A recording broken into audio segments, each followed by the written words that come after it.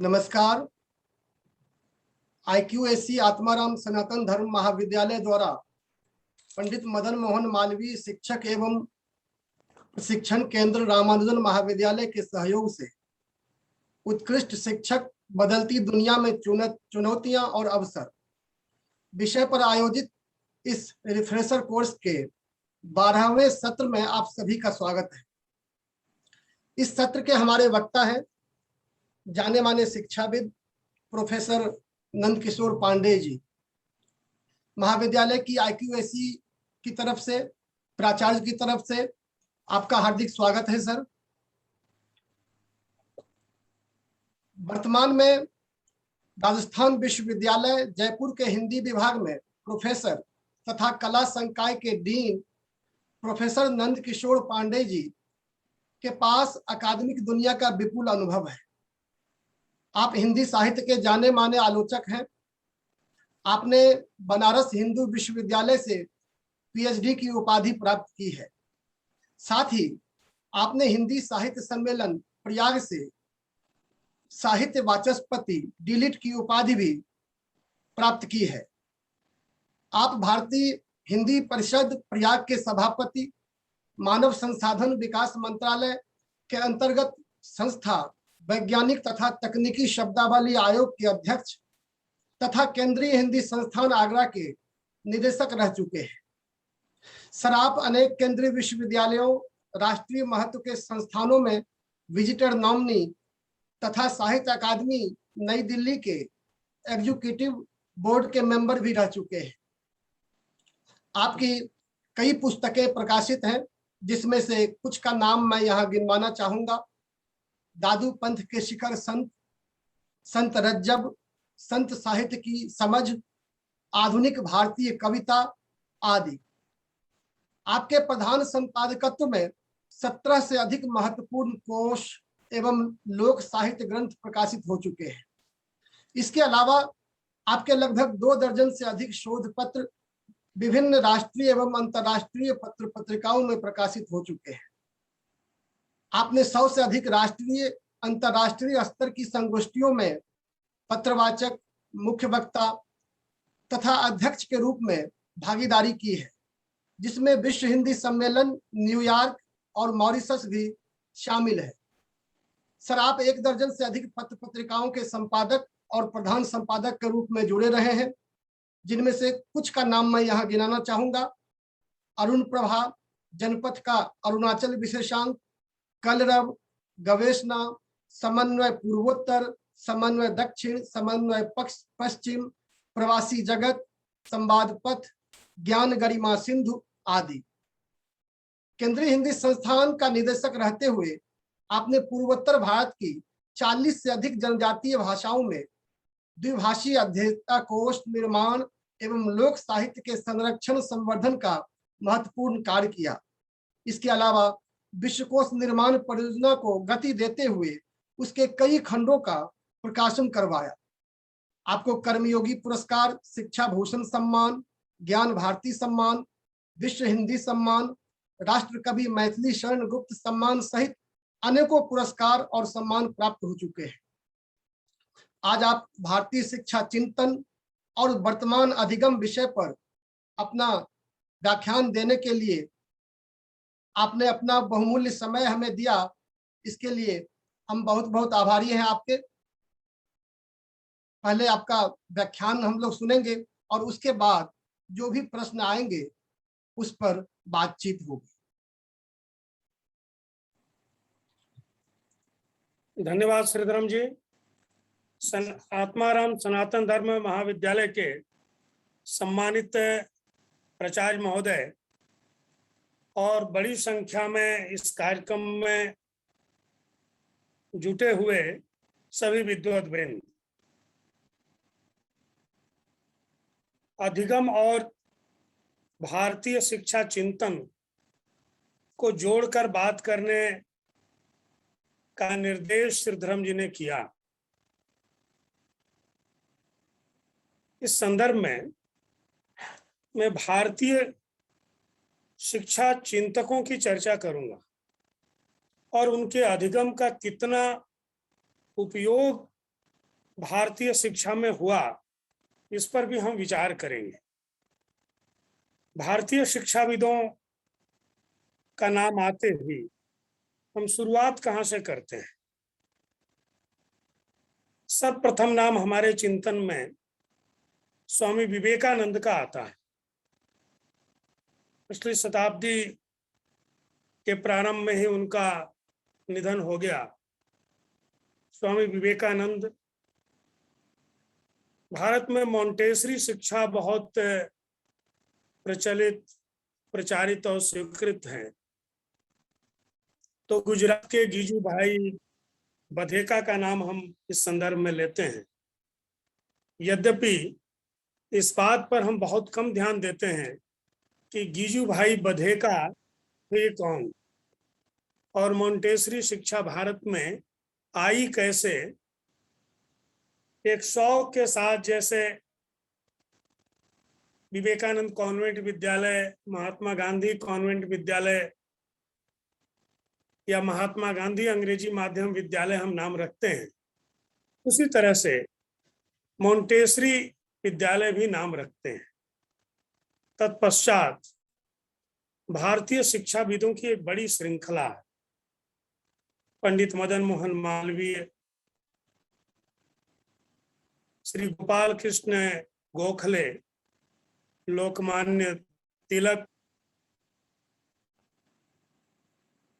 रविन्द्रनाथ टैगोर, विनोबा भावे, काका कालेलकर, सर्वपल्ली राधाकृष्णन, इतने नामों से होकर हम गुजरते हैं। कुछ नाम और शिक्षाविदों में जोड़ते हैं, जिसमें ईश्वर चंद्र विद्यासागर, राजा राम मोहन राय, दयानंद सरस्वती इत्यादि। अब हम भारतीय शिक्षा के संदर्भों पर चर्चा करें कि जो शिक्षा हम प्राप्त कर रहे हैं या जो शिक्षा हमने दी है, तो शिक्षा में पढ़ते समय भी और पढ़ाते समय भी इन भारतीय शिक्षकों के, इसमें से बहुत शिक्षक भी थे, या भारतीय शिक्षाविदों के शैक्षणिक योगदान को हम कितना सम्मिलित कर रहे हैं। जाने अनजाने जो हमारी शिक्षा में शामिल है, उसका भी श्रेय हम अपने शिक्षाविदों को नहीं देते। उसके लिए किसी न किसी पाश्चात्य शिक्षाविद का नाम उद्धृत करते हैं और बतलाते हैं कि यह जो ज्ञान है, कक्षा में भी हम यही बतलाते हैं कि विद्यार्थियों, हम जिस ज्ञान को देने के लिए उपस्थित हुए हैं, इस ज्ञान को जर्मनी के, फ्रांस के, ब्रिटेन के, यूनान के, अमेरिका के इस शिक्षाविद ने कहा था। हमने अपने शिक्षाविदों की पुस्तकों को भी नहीं देखा। जो लोग शिक्षा शास्त्र पढ़ाते हैं, कई लोगों को अटपटा लग सकता है, दुखी हो सकते हैं कि परीक्षाओं में पास उत्तीर्ण करने के लिए हमने उनके शैक्षिक चिंतन के कुछ बिंदुओं को याद किया होगा, ध्यान किया होगा, और उसके आधार पर एक प्रश्न पत्र हमने पढ़ा होगा। हम में से अधिकांश लोगों की स्थिति यही है। पंडित मदन मोहन मालवीय पर लिखी हुई या उनके द्वारा लिखी हुई कितने पुस्तकों की हमें जानकारी है। महात्मा गांधी समग्र के कितने अंकों को हमने देखा। रविन्द्रनाथ टैगोर को कुछ कविताओं और कहानियों के अतिरिक्त हमने कितना पढ़ा। राधा कृष्णन को हमने कितना जाना। हम में से कितने लोगों ने राजा राम मोहन राय को शिक्षाविद की दृष्टि से पढ़ा। दीनदयाल उपाध्याय के शैक्षिक चिंतन पर हमने दृष्टि डाली, या विनोबा भावे को भारतीय शिक्षाविद के रूप में मूल्यांकित करने का प्रयास किया। तो पता चलता है कि कुछ शोध प्रबंध तो लिखे गए, लेकिन इनके शैक्षणिक चिंतन को हमने व्यवहार में लाने की कोई कोशिश नहीं की। बहुत चर्चित पुस्तक धर्मपाल जी की है, रमणीय वृक्ष। इस रमणीय वृक्ष की चर्चा शैक्षिक सम्मेलनों में खूब होती है। 18वीं शताब्दी में भारत में शिक्षा की क्या स्थिति थी, इस पर बहुत गंभीरता पूर्वक तमाम देशी विदेशी विद्वानों के पत्रों के हवाले से धर्मपाल जी ने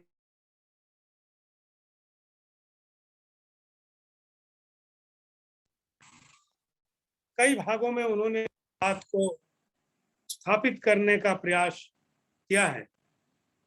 विशेषकर बंगाल की शिक्षा पद्धति पर जब वे विचार कर रहे थे तो उन्होंने बताया कि श्रीबोल्ड ने 1818 में नदिया में जिन विद्यालयों की सूचना दी है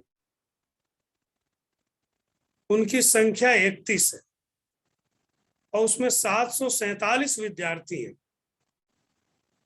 और न्याय शिक्षा के 15 महाविद्यालय थे। आज संस्कृत विश्वविद्यालयों में स्नातक और स्नातकोत्तर, शास्त्री और आचार्य के स्तर पर न्याय शास्त्र पढ़ने वाले कोई विभाग होगा तो वह अपवादों में होगा। पूरे देश में 15-16 संस्कृत के विश्वविद्यालय हैं, केंद्रीय विश्वविद्यालय है, लेकिन न्याय शास्त्र पढ़ने के लिए 15 विद्यार्थी नहीं है। 15 महाविद्यालयों में न्याय शास्त्र की पढ़ाई, वैधानिक शास्त्र 11 महाविद्यालयों में, काव्यशास्त्र काव्य शिक्षा 1 महाविद्यालय और व्याकरण की शिक्षा 1 महाविद्यालय में। यह डाटा श्री बोर्ड के संदर्भ से धर्मपाल जी ने अपने पुस्तक में दिया है। कोलकाता में हिंदू शिक्षण की 28 संस्थाएं अंग्रेजों के जमाने में थी। ढाका, जलालपुर के संदर्भ में, हैमिल्टन के संदर्भ से उन्होंने कहा कि वहां एक भी मुस्लिम शाला नहीं है, जबकि मुस्लिम आबादी बड़ी संख्या में है। यह बतलाता है कि भारतीय अंग्रेजों के जमाने में अपनी शिक्षा, अपने शिक्षा तंत्र को बचाने के किस स्तर पर सक्रिय थे और किस तरह से उसके लिए यत्न कर रहे थे। उसके लिए बहुत अर्थ की व्यवस्था नहीं थी। आर्थिक संसाधन मांग जांचकर जुटाए जा रहे थे और दुर्दिन के लिए एकत्रित किए जा रहे थे।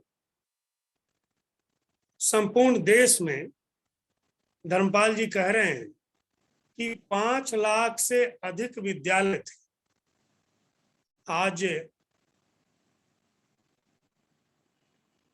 ये बराबर बहुत कम, यानी 1920-25 के आसपास 30 करोड़ आबादी भारत की थी। जब बांग्लादेश, बर्मा, पाकिस्तान भारत का हिस्सा होता था 1818 ईस्वी में, और उसके आसपास कितनी कम आबादी इस देश की होगी, तब यानी प्राय सभी गांवों में प्राथमिक विद्यालय की व्यवस्था अपने स्तर पर की गई थी। अंग्रेजों ने बताया कि भारत में शिक्षा नहीं है और उन्हीं के संदर्भों से धर्मपाल जी लिख रहे थे। स्वामी विवेकानंद अंग्रेजी और संस्कृत के बड़े विद्वान थे, दर्शन शास्त्र के बड़े पंडित थे, प्रखर राष्ट्रीय चिंतक, युवा सन्यासी के रूप में अमेरिका में उनका व्याख्यान हुआ। रामकृष्ण मिशन की स्थापना की। रामकृष्ण मिशन की स्थापना का उद्देश्य क्या है? अध्यात्म, मानवता, वेदांत का प्रचार, निर्धनों की सहायता, जन कल्याण और शिक्षा। रामकृष्ण मिशन के माध्यम से आज देश भर में, विशेष रूप से पूर्वोत्तर में और बंगाल में चिकित्सालय और बड़ी संख्या में विद्यालय स्थापित है। उन विद्यालयों में आज भी अच्छी शिक्षा निरंतर दी जा रही है। स्वामी विवेकानंद शिक्षा में अध्यात्म और वेदांत प्रचार को जोड़ रहे।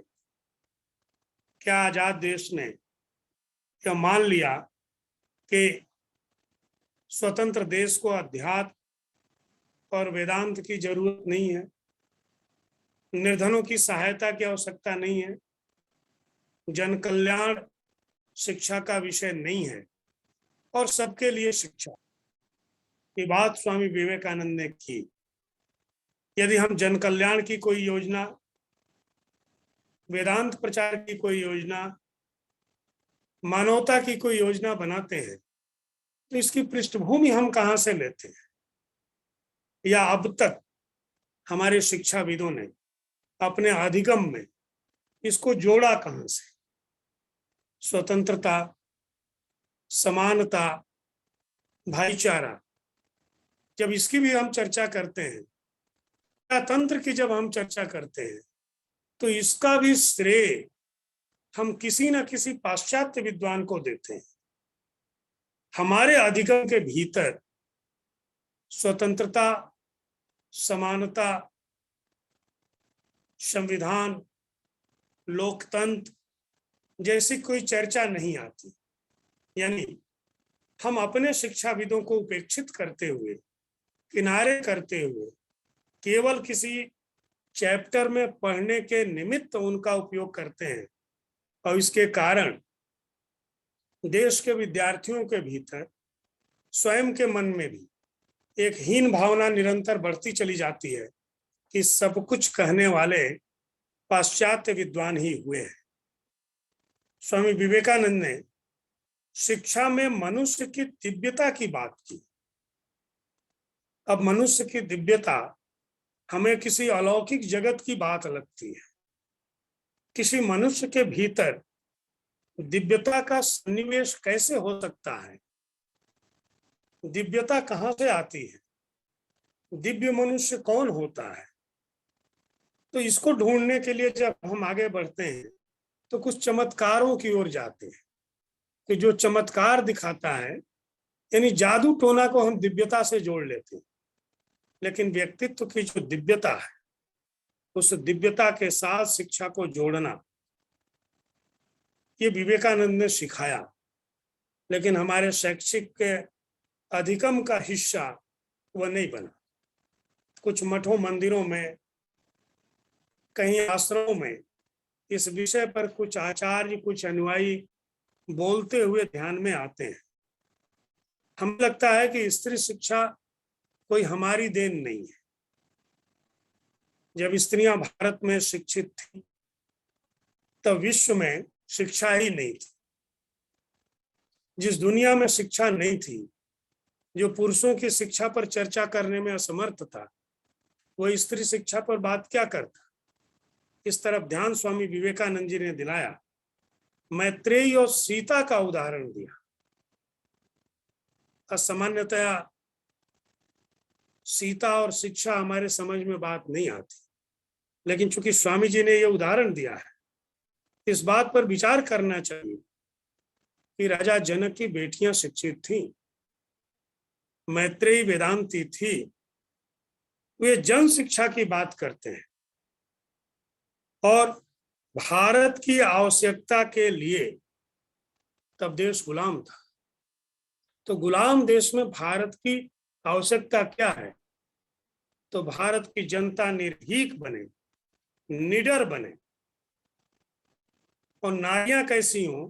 तो स्वामी जी ने स्वयं उदाहरण दिया कि वो संघमित्रा, वे अहिल्या बाई, वे मीराबाई, और उसकी परंपरा को वे जारी रख सके और स्त्रियों की वीर माताएं, भारत की वीर माताएं, उन माताओं को नमन जिन्होंने ऐसी स्त्रियों को जन्म दिया। स्वामी जी वीर माता की बात कर रहे हैं कि वो वीर माता कैसे तैयार होती है। वीरों को उत्पन्न करने वाली माताएं क्या बिना शिक्षा की बनती हैं, बिना अध्ययन की बनती हैं? वो अध्ययन आज की तरह विद्यालय नहीं हो सकता है, लेकिन उस अनौपचारिक शिक्षा के भीतर से भी भारतीय महिलाएं जो उत्पन्न हुई, उन्होंने राष्ट्रवाद, राष्ट्रीयता और आदर्श समाज व्यवस्था को स्थापित करने की शिक्षा समाज को दी। शिवाजी की मां अपने पुत्र को गोद में लेकर बता रही थी कि यह किला तुम्हारे पुरखों का था, तुम्हारे देश का था, आज गुलाम है, आज पर्चियों के हाथ में है। उस जीजाबाई की गोद से स्वयं विवेकानंद जैसे आदर्श खड़े होते हैं। तो शिक्षा में वैज्ञानिकता की शिक्षा कहीं धूमिल पड़ गई हो, ऐसा नहीं। भारत का एक भी शिक्षाविद नहीं है, भारतीय जमीन पर पैदा हुआ कोई शिक्षाविद नहीं है जो वैज्ञानिक शिक्षा की बात नहीं करता। भारत के शिक्षाविदों ने, स्वयं विवेकानंद ने युवाओं के नियोजन की चर्चा की। स्वयं विवेकानंद और युवाओं का नियोजन, युवाओं के लिए उद्यम की चर्चा विवेकानंद कर रहे थे। युवाओं को जब तक उद्यम नहीं मिलेगा, भारत से निर्धनता समाप्त नहीं हो सकती। इस बात को पिछली शताब्दी के प्रथम दशक में और उसकी पिछली शताब्दी के 19वीं शताब्दी के अंतिम दशक में स्वयं विवेकानंद जी देश भर में घूम घूम कर रहे थे। स्वयं विवेकानंद ने केवल वेदांत की चर्चा नहीं की। स्वयं विवेकानंद सन्यासी थे तो उनके साथ वेदांत जुड़ता है। उस वेदांत के साथ स्वामी विवेकानंद औद्योगिकीकरण, खाद्यान्न स्वावलंबन और स्वस्थ समाज की बात कर रहे हैं। कोई दुबला पतला कमजोर विद्यार्थी उनके पास आया और गीता पढ़ाने की चर्चा की, तो गीता पढ़ाने की चर्चा के साथ स्वामी जी ने कहा कि जाओ उस दिनों तक तुम फुटबॉल खेल करके आओ। स्वस्थ समाज की चर्चा स्वयं विवेकानंद कर रहे थे। स्वयं विवेकानंद पर पढ़ते और पढ़ाते समय हम वेदांत की चर्चा करते हैं, अध्यात्म की चर्चा करते हैं। भारतीय शिक्षाविदों में स्वयं विवेकानंद, पंडित मदन मोहन मालवीय, रविन्द्रनाथ टैगोर, महात्मा गांधी, विनोबा भावे और राधा कृष्णन अध्यात्म की चर्चा कर रहे थे। आज हमारी शिक्षा व्यवस्था में अध्यात्म कहाँ है? माध्यमिक शिक्षा से लेकर उच्च शिक्षा तक अध्यात्म जगह ही नहीं बना पाए। हम केवल इनको वंदना करने के लिए चित्र लगाए हुए हैं। इन महापुरुषों ने जो कहा कि भारत की पहचान भारत के अध्यात्म से है, भारत की पहचान भारत के अध्यात्म से है, तो वह अध्यात्म हमारी शिक्षा व्यवस्था का, हमारे अधिगम का हिस्सा होना चाहिए था। लेकिन संस्कृत पढ़ने वाला वेदांत, दर्शन और दर्शन के विभिन्न हिस्सों का व्यक्ति ही अध्यात्म पर चर्चा करता है। क्या रविन्द्रनाथ टैगोर ने कहीं कहा, गांधी जी ने कहीं कहा, मालवीय जी ने कहीं कहा कि अध्यात्म की पढ़ाई केवल और केवल वेदांत पढ़ने वाले विद्यार्थियों को ही दी जानी चाहिए? रविन्द्रनाथ टैगोर ने वैज्ञानिक सोच की बात की।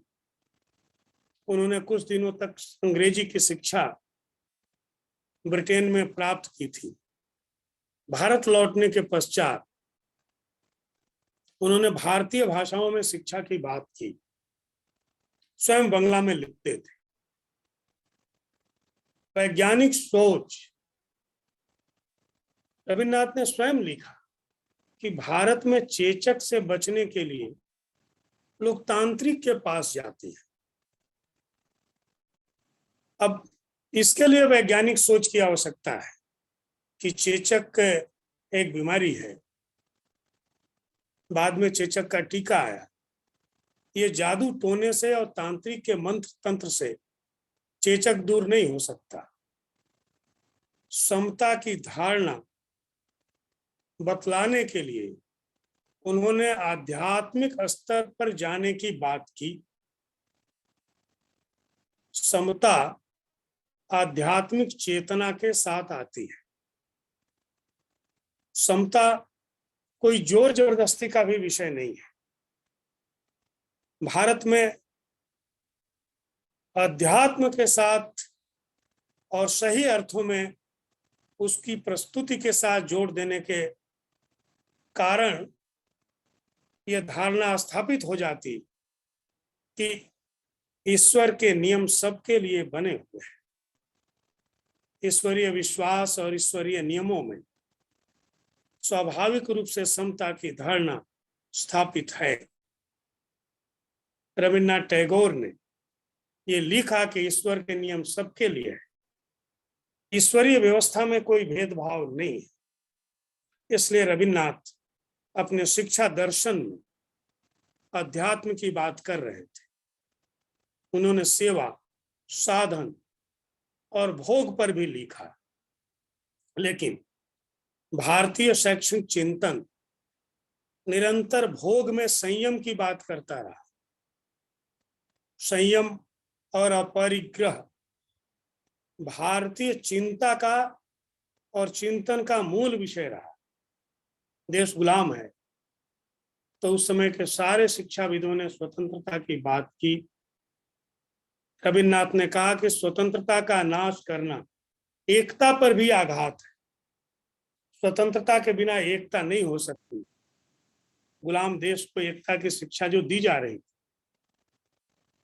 रविन्द्रनाथ देख रहे थे कि भारत के लिए पहली स्वतंत्रता आवश्यक है। अपरिग्रह की बात उन्होंने की। यह परिग्रह बौद्ध धर्म और जैन धर्म के मूल में है, अपरिग्रह। और इसी के निमित्त भारतीय समाज ने सार्वजनिक रूप से बहुत सी चीजों का निर्माण किया। सार्वजनिक रूप से निर्माण, धर्मशालाओं का निर्माण, तालाब का निर्माण, कुएं का निर्माण, ये सबके लिए है। जो संपत्ति बची,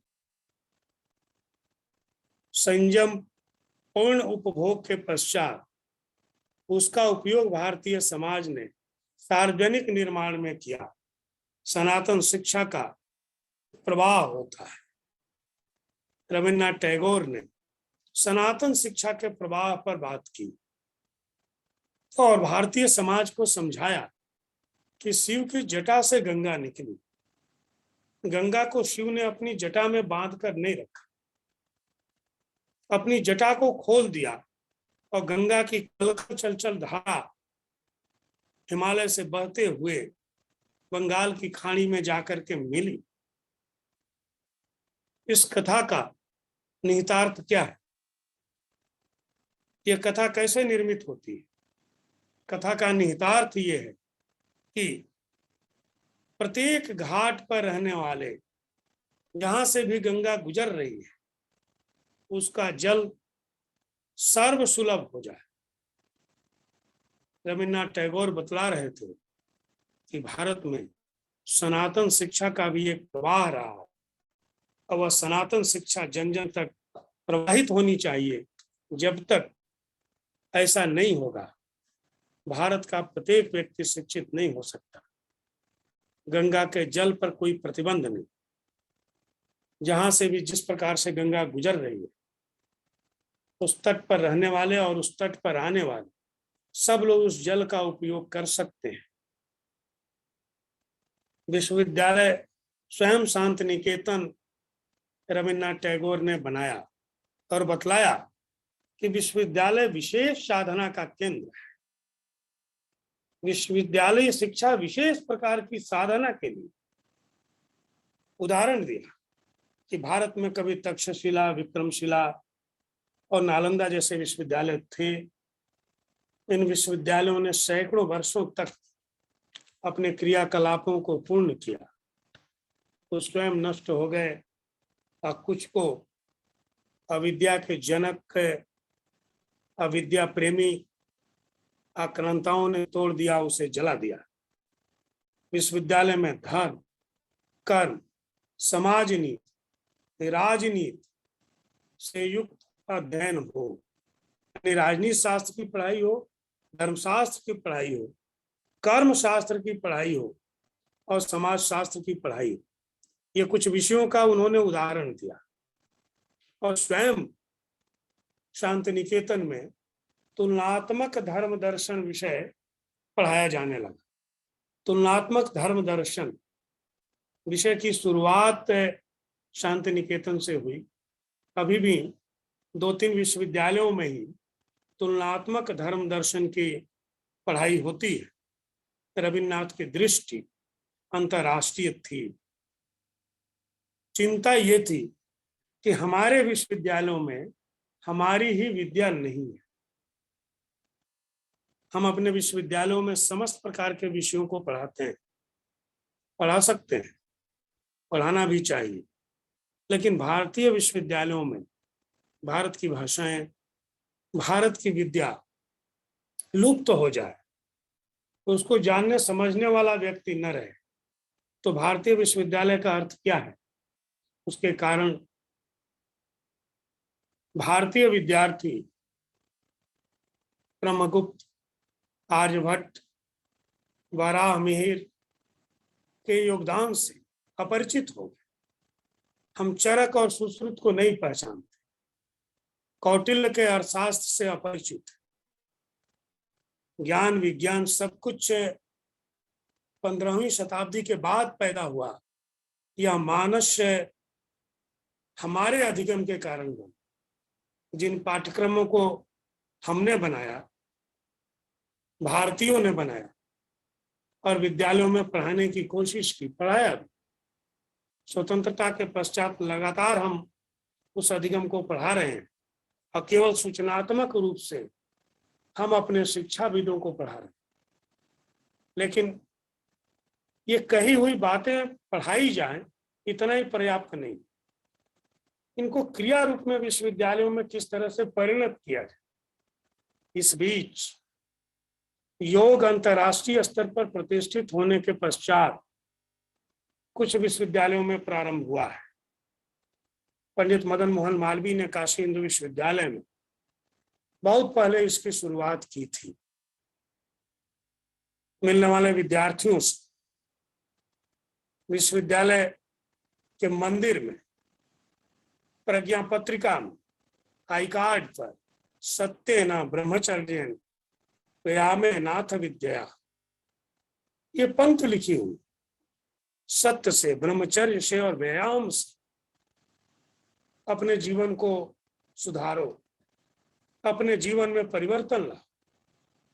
कहते हैं मालवीय जी मिलने वाले विद्यार्थियों से पूछा करते थे, माम दूध पीते हो क्या? गाय का दूध। व्यायाम करते हो क्या? गीता पढ़ते हो क्या? पंडित मदन मोहन मालवीय जी का जन्म 25 दिसंबर 1861 को हुआ। कांग्रेस की स्थापना 1885 ईस्वी में होती है।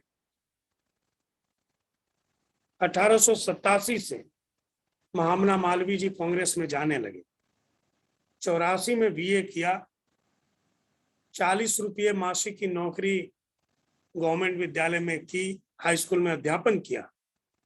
फिर उन्होंने वकालत की पढ़ाई की और 1891 में वकालत पास करने के पश्चात 1913 तक वकालत किया। वकालत में भी उनके जीवन के सिद्धांत थे। कहते हैं जिस बग्घी से मालवीय जी जाते थे उसका कुचवान भी स्नान करके टीका लगाकर आता था। घोड़े को चाबुक नहीं मारी जाती। मालवीय जी अपने समय के प्रसिद्ध वकील थे, कई बार कांग्रेस के अध्यक्ष बने। 1916 ईस्वी में काशी हिंदू विश्वविद्यालय की स्थापना की। उस स्थापना से पहले मालवीय जी ने गुलाम देश में भारत को स्वतंत्र कराने के लिए भारतीय जनता को अनेक प्रकार के लाभ पहुंचाने के लिए संघर्ष किए। कचहरियों में अंग्रेजी और अरबी लिपि चलती थी। अरबी फारसी लिपि की जगह पर कचहरियों की लिपि देवनागरी, इसके लिए महामना ने बड़ा संघर्ष किया और लंबा संघर्ष। महामना के शिक्षा चिंतन पर जब बात होगी तो क्या महामना ने जो नागरी के लिए किया उसको हम हटा सकते हैं? भारत में उसके पहले बहुत सी लिपियां थी। आज कई भाषाओं के लोग उन लिपियों को पुनर्स्थापित करने के लिए संघर्ष कर रहे हैं। उन लिपियों को जानने वाले लोग भारत में चाहिए, क्योंकि उन लिपियों में बहुत सी पुस्तकें लिखी गई, लेकिन सार्वजनिक तौर पर राष्ट्रीय स्तर पर किस लिपि में लिखा जाए। देश की स्वतंत्रता के पश्चात मराठी 8वीं अनुसूची में शामिल हुई। मराठी की अपनी लिपि थी, लेकिन आज तो 12-13 करोड़ आबादी का प्रदेश महाराष्ट्र ने स्वीकार किया कि मराठी देवनागरी लिपि में लिखी जाए। बोडो ने स्वीकार किया कि हम देवनागरी में लिखेंगे। सिंधी ने देवनागरी लिपि स्वीकार की, उनकी भी लिपि थी। नेपाली ने देवनागरी लिपि को स्वीकार किया। संघर्ष अंग्रेजी सत्ता और अंग्रेजी भाषा से, तो छोटी छोटी चीजों को लेकर के संघर्ष करने के साथ उस बड़ी सत्ता के साथ हम संघर्ष नहीं कर सकते। वह संघर्ष समाप्त नहीं हुआ है, वह संघर्ष बढ़ा है। अंग्रेजों के जाने के साथ दिल्ली में बहुत कम संख्या अंग्रेजी जानने वालों की थी। महत्व देने वालों की संख्या तो और भी कम थी, और भी कम थी। और तब देवनागरी की बात पंडित मदन मोहन मालवीय जी कर रहे थे और उसमें उनकी विजय हुई। उन्होंने लंबा लंबा लिखा, उसको कचहरियों में पढ़ा, उस समय के अधिकारियों के सामने पढ़कर सुनाया कि फारसी लिपि में लिखने पर जगह कितना गिरता है, देवनागरी लिपि में लिखने पर जगह कम घिरता है, समय कम लगता है, चीजें स्पष्ट रूप से लिखी जाती। पद्मावत कहो या पदुमावत कहो, कोई फर्क नहीं पड़ता। ऐसे बहुत सारे उदाहरण हैं जिनको रख करके महामना में यह सिद्ध किया कि भारत में कचहरियों की भाषा देवनागरी होनी चाहिए, लिपि देवनागरी होनी चाहिए, भाषा हिंदी होनी चाहिए। तो यह आंदोलन पटना उच्च न्यायालय से कई भूदेव भट्टाचार्य जी ने प्रारंभ किया था। एक बंगाली व्यक्ति के द्वारा देवनागरी के संदर्भ में संघर्ष किया। वो भावना धीरे धीरे लुप्त होती जा रही है। लोगों को लगता है कि इससे क्या बनता है, इससे शिक्षा में कौन परिवर्तन होता है। इससे शिक्षा में परिवर्तन होता है, मन में परिवर्तन होता है, राष्ट्रीय भावना में परिवर्तन होता है। और उस परिवर्तन किस सीमा तक होता है?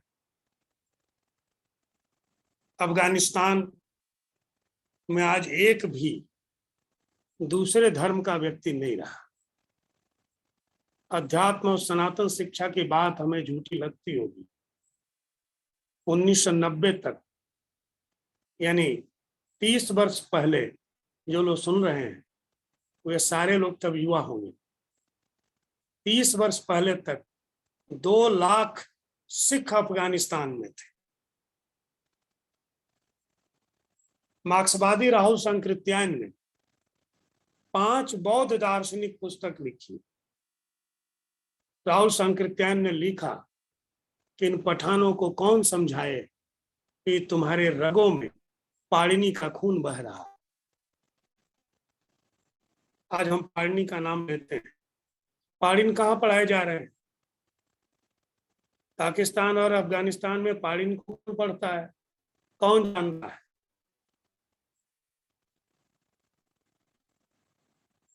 पाणिनि की शिक्षा क्या उस क्षेत्र के लिए थी जिस क्षेत्र में पाणिनि पैदा ही नहीं हुए थे? क्या पाणिनि जहां पैदा हुए थे उन लोगों के लिए क्या उन्होंने उस व्याकरण को नहीं लिखा?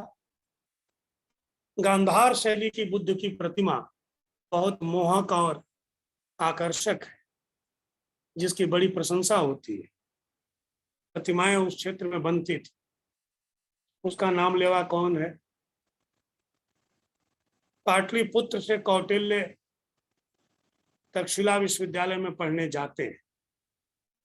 सनातन शिक्षा, शास्त्रों की शिक्षा, प्राचीन शिक्षा का ह्रास होने से उन स्थानों के प्रति हम अपने विद्यार्थियों में, आने वाली पीढ़ियों में कोई भाव उत्पन्न नहीं कर सके। वे स्थान भी तुम्हारे पुरखों के हैं, तुम्हारे पूर्वजों के हैं। महामना मालवीय जी 1884 से, यानी 1861 का उनका जन्म है। 1884 से वे हिंदी भाषा और नागरी लिपि के लिए सक्रिय हो गए। पंडित मदन मोहन मालवीय जी अभ्युदय पत्रिका निकालते थे। उस पत्रिका में 1907 के अंक में लंबा लेख स्त्री शिक्षा पर लिखा। संस्कृत शिक्षा और सनातन धर्म की शिक्षा, आत्माराम सनातन धर्म में यह कार्यक्रम हो रहा है। लाहौर जाकर के उन्होंने सनातन धर्म विद्यालय की नींव डाली, जो आज हरियाणा में संचालित हो रहा है। हिंदू शास्त्रों का अध्ययन होना चाहिए। काशी हिंदू विश्वविद्यालय के विश्वनाथ मंदिर में आप प्रवेश करें तो इस विश्वविद्यालय में क्या क्या होगा कई श्लोकों में लिखा हुआ है, और नीचे हस्ताक्षर है मालवीय और मदन मोहन। मालवीय जी ने बतलाया कि यह विश्वविद्यालय में क्या होगा, विश्वविद्यालय में किस तरह की शिक्षा दी जाएगी। और विश्व ने देखा कि महामना ने जो शिक्षा दी, जो शिक्षा का तंत्र खड़ा किया, वह केवल प्राचीन शिक्षा का तंत्र नहीं है। वह जितना प्राचीन है उतना ही आधुनिक शिक्षा का तंत्र है। काशी हिंदू विश्वविद्यालय से महामना के जीवन में इंजीनियरिंग में स्नातकोत्तर होने लगे थे। एक बड़ा तंत्र स्नातक और स्नातकोत्तर विद्यार्थियों के लिए इंजीनियरिंग में पढ़ाई का उन्होंने खड़ा किया। इलेक्ट्रिकल, मैकेनिकल और सिविल की पढ़ाई काशी हिंदू विश्वविद्यालय में बहुत पहले होने लगी थी। काशी हिंदू विश्वविद्यालय में धर्मशास्त्र का विभाग, प्राच्य, धर्म विज्ञान, संकाय अलग से काशी हिंदू विश्वविद्यालय में, जिसमें 21 विभाग चलते हैं। संस्कृत की पढ़ाई अलग से। आयुर्वेद पर पंडित मदन मोहन मालवीय ने विशेष ध्यान दिया। आज आयुर्वेद शिक्षा स्वीकृत हो रही है, लेकिन स्वीकार के साथ हम महामना को कहाँ पढ़ते हैं कि पंडित मदन मोहन मालवीय कह रहे थे कि भारत में सबको निरोग रखना है, सबके जीवन को लंबा करना है, तो आयुर्वेद की पढ़ाई होनी चाहिए। अब पंडित मदन मोहन मालवीय ने आयुर्वेद के लिए भवन स्थापित किया। आधुनिक चिकित्सा विज्ञान पढ़ाने के लिए भी बड़ी बिल्डिंग बनवाई, बड़ा भवन बनवाया, बड़े बड़े डॉक्टर्स को वहां पर रखा। तकनीकी और व्यावसायिक शिक्षा, अध्यात्म, संस्कृत, चिकित्सा, अभियांत्रिकी के साथ तकनीकी को जोड़ो, और उसके साथ ही व्यावसायिक शिक्षा पर उन्होंने जोर दिया। इंजीनियरिंग को उस जमाने में खोलना कोई मामूली बात नहीं है। जो कई बार कांग्रेस का अध्यक्ष रह चुका, जिन्होंने पूरे भारत का भ्रमण किया, जिसे भारतीय संस्कृति, सभ्यता, इतिहास, पुराण से लगाव, जिन्होंने भारतीय धर्म ग्रंथों का, साहित्य का अध्ययन किया, वही व्यक्ति तकनीक के साथ अध्यात्म को जोड़कर बात कर सकता है। महामना स्वयं बड़े वकील थे, तो वकालत की शिक्षा से कैसे पीछे हट सकते थे? वकालत की शिक्षा, महामना के जीवन से जो सीखने की बात है वह है प्रबंध कला। पंडित मदन मोहन मालवीय के साथ जोड़कर प्रबंध कला का कौन सा पेपर मैनेजमेंट में पढ़ाया जाता है? प्रबंध कला के सारे विशेषज्ञ विदेशी। पिछले 10 वर्षों से रामायण और महाभारत के संदर्भों से भारत में प्रबंध की बात होने लगी, कुछ श्लोक और कुछ उदाहरणों से, कुछ कहानियों से। पाश्चात्य दुनिया के साथ प्रबंध को भारतीय विद्वानों ने जोड़ा। आज से 20-25 वर्ष पहले प्रबंध की पढ़ाई बड़ी संख्या में और बड़ी प्रभावी ढंग से, बहुत प्रभावी ढंग से भारत में प्रारंभ हुई। देखते देखते कुछ चुने हुए संस्थानों में प्रबंध पढ़ने के लिए लोग जाने लगे। बाकी जो प्रबंध से जुड़ी हुई संस्थाएं हैं वे निष्क्रिय होती चली गई, कमजोर पड़ती चली गई। उनसे निकलने वाले विद्यार्थी 15,000, 20,000, 25,000 रुपये की नौकरी के लिए आज दर ठोकरें खा रहे। जिन्हें नौकरियां देनी है उन्हें समझ में आ गया कि ये जो प्रबंध पढ़ करके आए हैं उस प्रबंधन से हमारी फैक्ट्रियों का प्रबंध नहीं चलता। पुराने भारत के उद्योगपतियों में बिरला जी, गोयनका जी, डालमिया जी, उनकी पृष्ठभूमि में जाकर के देखो कि वे किन विश्वविद्यालयों से और किन महाविद्यालयों से प्रबंध पढ़कर आ रहे थे। वे कौन सा प्रबंध पढ़े हुए? केवल राजस्थान के 3-4 जिले, शेखावाटी, जिसने आज भारत के उद्योग जगत के जो 15 बड़े नाम हैं उसमें आधे नाम केवल एक प्रदेश के 3 जिलों से आते हैं। वहां कौन सा प्रबंधन का महाविद्यालय था? किस तकनीक से प्रबंध पढ़ रहे थे? उस प्रबंध को ध्यान देने की जरूरत न कि 1 करोड़, 2 करोड़, 10 लाख, 20 लाख, 25 लाख शिक्षितों के लिए जिन लोगों ने चिंतन मनन किया, उनका चिंतन मनन हमारे ऊपर भारी पड़ने लगा। और जिन लोगों ने तब 30 करोड़, बाद में 50 करोड़ आबादी के लिए चिंतन मनन किया, उनके चिंतन मनन को हमने पीछे किया। पंडित मदन मोहन मालवीय जी ने कृषि उद्योग, विशेष रूप से कुटीर उद्योग पर बात किया, अनिवार्य शिक्षा की बात की, राष्ट्रीय शिक्षा प्रणाली की बात की। उन्होंने जापान का उदाहरण दिया और ये बतलाया कि देशभक्ति तो जापान का धर्म हो गया है। 60 वर्ष पहले जो जापान विभाजित और निर्बल था वह मजबूत हुआ है। 1890 में एक राजज्ञा जापान में निकली थी जिसमें राष्ट्रीय शिक्षा की बात की गई थी। पंडित मदन मोहन मालवीय जी उस राष्ट्रीय शिक्षा की बात कर रहे थे कि विभाजित और निर्बल जापान राष्ट्रीय शिक्षा के कारण मजबूत हुआ। पंडित मदन मोहन मालवीय के शिक्षा दर्शन में सनातन धर्म का संरक्षण शामिल है। सनातन धर्म के संरक्षण से धार्मिक एकात्मता आएगी। सनातन धर्म भारतीयता के मूल्य तत्वों की रक्षा करता है। आधुनिक शिक्षा व्यवस्था वहां के भीतर से आती, वे केवल और संस्कृत और हिंदी के विकास की चर्चा नहीं कर रहे। संस्कृत और हिंदी के विकास के साथ भारत और भारतीयता के विकास की चर्चा कर रहे थे। महात्मा गांधी उस अध्यात्म और सनातनी शिक्षा के पक्ष में खड़े थे। आज धार्मिक शिक्षा बहुत उपेक्षित सी चीज हो गई। भाई, जिस महात्मा गांधी और मदन मोहन मालवीय का बनाया हुआ यह देश है, बनाने वाले धार्मिक शिक्षा की बात करें। पंडित मदन मोहन मालवीय धार्मिक शिक्षा की बात कर रहे, गांधी जी धार्मिक शिक्षा की बात कर। गांधी जी एक बार अपने उस विद्यालय में गए जहां पर उनकी प्राथमिक शिक्षा हुई थी गुजराती माध्यम में।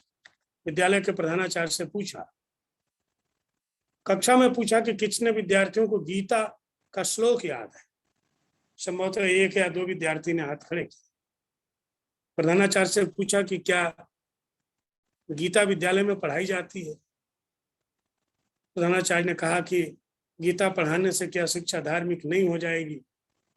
गांधी जी ने कहा कि गीता पढ़ाने से शिक्षा धार्मिक होती है तो मैं धार्मिक शिक्षा का समर्थन करूंगा।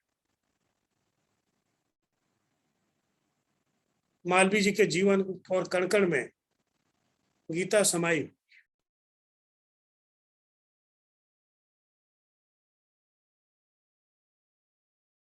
लोकमान्य तिलक ने गीता भाष्य लिखा। मैं एक संस्मरण लेकर के बैठा हूं। उड़ीसा की यात्रा पर महात्मा गांधी जी गए। उड़ीसा की यात्रा में कहीं पर भ्रमण कर रहे थे। मैं हूबहू उसको पढ़ रहा हूं, क्योंकि गांधी जी की बात है तो किसी के मन में कोई भ्रम न रह जाए। किसी ने उनसे कहा, आप अंग्रेजी शिक्षा का विरोध करते हैं, लेकिन आप इतने बड़े अंग्रेजी पढ़कर ही हुए हैं। गांधी जी ने उत्तर दिया, महाराज, न तो मैं कोई विशेष पढ़ा हुआ हूं और न ही कोई बड़ा आदमी हूं, इसलिए अपने बारे में मैं कुछ नहीं कह सकता। लेकिन हाँ, इसमें कोई शक नहीं कि तिलक महाराज ने यदि अंग्रेजी के माध्यम द्वारा शिक्षा न पाकर, फिर से सुनिए, तिलक महाराज ने अंग्रेजी के द्वारा शिक्षा न पाकर मातृभाषा के माध्यम से पाई होती तो कौन कह सकता है कि वह जितने बड़े हुए उससे भी बढ़कर न होते। अंग्रेजी की शिक्षा पाकर वह गीता के इतने बड़े भाष्यकार हुए। मातृभाषा के द्वारा शिक्षा पाकर तो न जाने कितने बड़े विद्वान हुए होते। गांधी जी ने आगे जोड़ा कि अच्छा, स्वामी शंकराचार्य या तुलसीदास जी क्या अंग्रेजी पढ़कर बड़े हुए थे? उनके जैसे महापुरुष संसार में कितने मिलते हैं। गांधी जी अपनी बात को पुष्ट करने के लिए तिलक के गीता भाष्य, शंकराचार्य और तुलसीदास का नाम ले रहे थे। यह देश का सौभाग्य है कि राष्ट्रीय शिक्षा नीति में मातृभाषा में शिक्षा देने की बात कही गई है। एक भी ऐसा शिक्षाविद नहीं है, भारतीय शिक्षाविद, जो कहता हो कि मातृभाषा में शिक्षा न दी जाए। तमाम अशिक्षाविदों ने अंग्रेजी माध्यम से शिक्षा देने की बात की। समृद्ध लोगों को छोड़ दीजिए, जो लोग 20, 25, 30 हजार रुपये पाते हैं, उन लोगों ने अंग्रेजी माध्यम के विद्यालयों में अपने बच्चों को भेज कर घोर गरीबी में अपने बच्चों को पढ़ाया है। हम 10,000 रुपया, 8,000 रुपया महीना, 20,000 रुपया पा करके एक विद्यालय को दे रहे हैं। उस विद्यालय के भीतर से, उस माध्यम से पढ़कर कितने महात्मा गांधी, कितने लाल बहादुर शास्त्री और कितने माननीय नरेंद्र मोदी जी उत्पन्न हो रहे हैं, हमने अपनी आंखों से देखा। हमको ध्यान आ रहा है। मैं राजस्थान विश्वविद्यालय में प्रोफेसर हूं। कभी दीक्षांत व्याख्यान के लिए 60 के दशक में यहाँ रामधारी सिंह दिनकर जी आए थे। उन्होंने अपने दीक्षांत व्याख्यान में कहा था कि अंग्रेजी माध्यम से शिक्षा का बड़ा नुकसान ये होगा कि कल के भारत में बड़े कद का व्यक्ति दिखलाई नहीं पड़ेगा।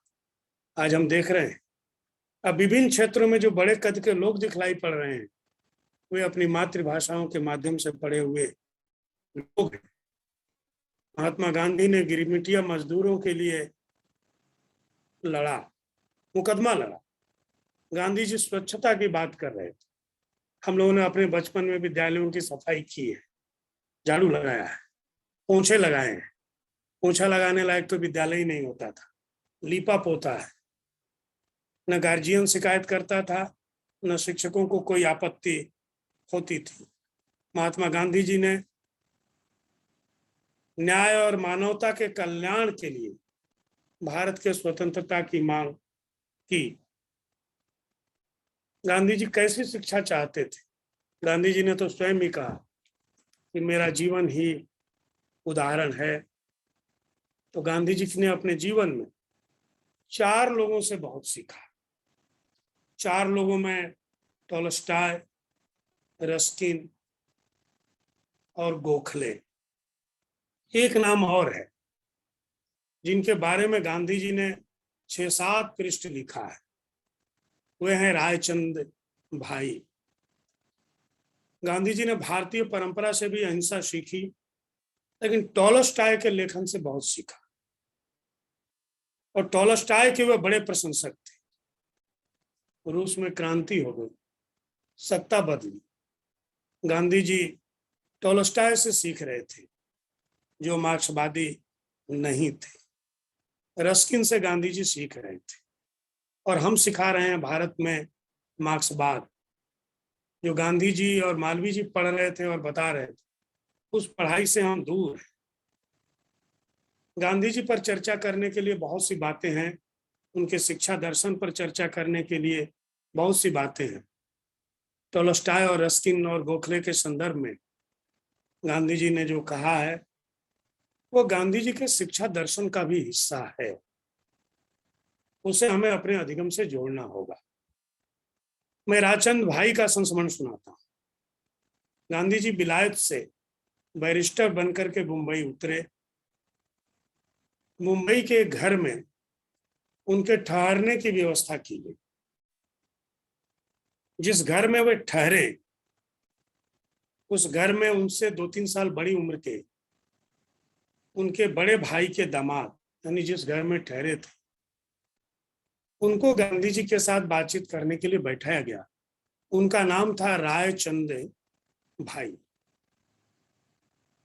घर में दामाद है, गांधी जी का समवयस्क है। तब गांधी जी की उम्र 25 वर्ष होगी। गांधी जी ने लिखा है कि हमसे वो थोड़े से बड़े थे, तो रायचंद भाई 27-28 साल के रहे होंगे। गांधी जी से रायचंद भाई के विषय में उनके ससुर जी ने परिचय कराया। ये मेरे दामाद हैं, ये कविता लिखते हैं, बहुत ज्ञानी हैं, व्यापारी हैं और शतावधानी। गांधी जी ने लिखा है कि दामाद है, ज्ञानी है, ससुर ठीक ही परिचय करा रहे हैं। व्यापारी का घर है तो व्यापार करते ही होंगे। कभी है, उसमें गांधी जी को कोई दिलचस्पी नहीं थी। लेकिन एक शब्द कहा कि ये शतावधानी है। इस शब्द में गांधी जी की दिलचस्पी थी। गांधी जी ने पूछा रायचंद भाई से, ये शतावधानी क्या है? उन्होंने बताया कि आप 1 से लेकर के 100 तक एक और उसके स्थान पर किसी वस्तु का नाम लीजिए, नाम लेते जाइए, और फिर आप मुझसे पूछिए कि मैंने 32 क्रमांक पर, 35 पर, 40 पर क्या कहा, तो वो मैं आपको बता सकता हूँ। गांधी जी को बड़ा आश्चर्य हुआ। उन्होंने पूछा केवल गुजराती में कि अन्य भाषाओं में भी? का थोड़ी बहुत अन्य भाषाओं में भी बतला दूंगा। गांधी जी ने जानबूझ करके कुछ अंग्रेजी हिंदी की वस्तुओं को भी लिया और 1 से लेकर के कुछ एक निश्चित संख्या तक पूछा, और फिर कहा कि बतलाइए, मैंने 25वें पर क्या कहा, 30वें पर क्या कहा। ये सब कुछ बतलाते चले गए। गांधी जी बड़े चकित हुए कि यह कौन सा ज्ञान है, ये पढ़ाई कहाँ से हुई। गांधी जी ने पूछा, आपने पढ़ाई कहाँ से की है, शिक्षा कहाँ से पाए हैं? गुजराती मिडिल स्कूल से पढ़ा हूं। धर्म दर्शन अध्यात्म की पुस्तकों का मैंने अध्ययन किया है। जब क्या व्यापार में अंग्रेजी की जरूरत नहीं पड़ती? अंग्रेजी में जो पत्र आते हैं उसके भाव को मैं समझ लेता हूं, और उत्तर लिखने के लिए हमारे व्यापार में बहुत से नौकर चाकर हैं जो अंग्रेजी में आए हुए पत्रों का अंग्रेजी में उत्तर दे देते हैं। अब मैं गांधी जी का वाक्य पढ़ रहा हूं कि ये सब सुनने के बाद कोट कर रहा हूं गांधी जी को। गांधी जी ने कहा कि विलायत की हवा कम पड़ने के लिए कहा जा सकता है कि यह सुंदर अनुभव था। गांधी जी ने लिखा कि मैं जब मुंबई उतरा तो मेरे पैर आसमान में थे और स्वाभाविक रूप में ऐसे घर में ठहरा दिया गया और ऐसे व्यक्ति से मेरा मिलना हो गया जिसकी बहुत सामान्य शिक्षा गुजराती माध्यम में हुई थी, जो अंग्रेजी पढ़ा लिखा नहीं था, जिसके पास बैरिस्टरी की कोई डिग्री नहीं थी। फिर गांधी जी ने उनसे अध्यात्म पर चर्चा की और उस व्यक्ति ने गांधी जी से शांकर वेदांत से लेकर अन्य आचार्यों तक पर चर्चा की, जैन दर्शन पर चर्चा की, कोई जैन ही थे। और गांधी जी को आज की भाषा में कहें कि तो होमवर्क के लिए गांधी जी ने कुछ पढ़ने के लिए सामग्री की चर्चा की, तो 6-7 पुस्तकों का भी नाम बतला दिया कि गांधी जी इन पुस्तकों को आप पढ़िए। उनके गुणों को लिखते हुए गांधी जी ने व्यक्तित्व की बात की है। गांधी जी ने रायचंद भाई के जिस व्यक्तित्व की चर्चा की वो भारतीय शिक्षा दर्शन का हिस्सा तो है, वो हमारे अधिगम का हिस्सा होना चाहिए।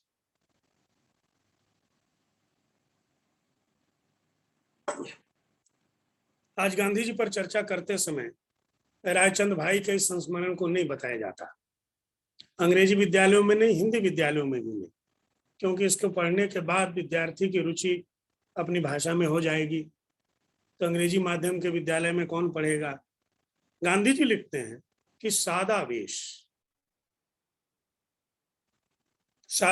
आज पुराने जमाने की बात होती चली जा रही।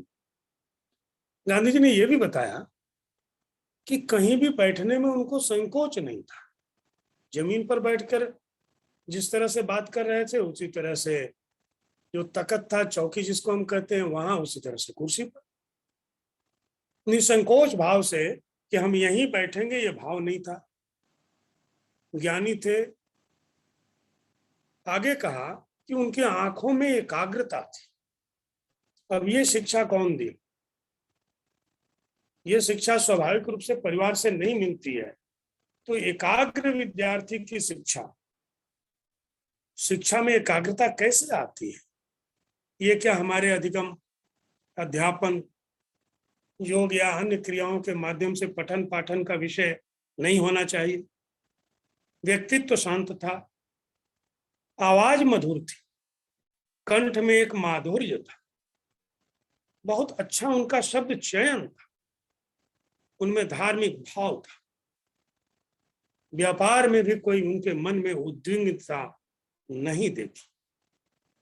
वे अंग्रेजी पत्रों के मर्म को समझ रहे थे और बातचीत में उन्होंने बतलाया कि धर्मांतरण को मैं धर्म नहीं मानता हूं। यानी रायचंद भाई धर्मांतरण के विरोधी थे। आज आप धर्मांतरण का विरोध करिए तो लोग कहेंगे कि ये कॉमनल व्यक्ति है। महात्मा गांधी जी से प्रभावित हैं, वो धर्मांतरण विरोधी है। और इस बात को महात्मा गांधी जी ने स्वयं लिखा है। वे मतांतरण के विरोधी थे, उनसे गांधी जी प्रभावित हुए। गांधी जी ने जो गोखले से सीखा वह भी हमारे शिक्षा अधिगम का विषय कम बनता है। समय पालन की चर्चा सीखने के लिए हम अंग्रेजी विद्वानों को उद्धृत करते हैं कि अंग्रेजों ने समय पालन सिखाया। गांधी जी कहते हैं कि गोखले का समय पालन, अहंकार और दंभ विहीनता क्या होती है, ये गांधी जी ने गोखले में देखी। और जो भी हम अपने जीवन में कर रहे हैं, हमारी दैनिक चर्या का जो हिस्सा बनना चाहिए, जो भी हमारे क्रियाकर्म है वो राष्ट्र के निमित्त है। यह भी गांधी जी ने गोखले के जीवन में देखा। यज्ञ में आहुति दी जाती है तो कहते हैं इदम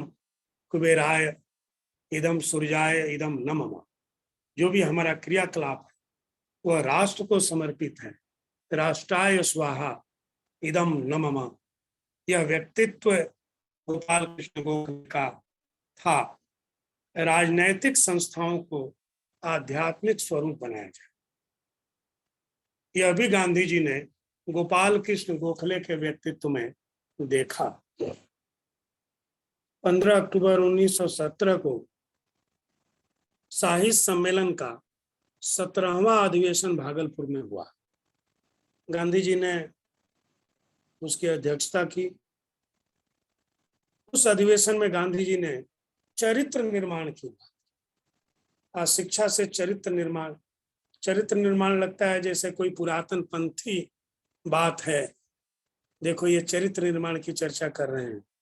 ये शिक्षा से चरित्र निर्माण का क्या संबंध है?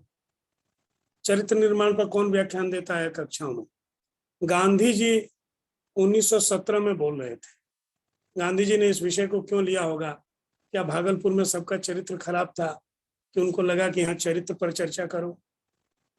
आजीविका के लिए प्रशिक्षण, कौशल सिखाने की आवश्यकता, कौशल विकास की बात भागलपुर में 1917 में गांधी जी ने की।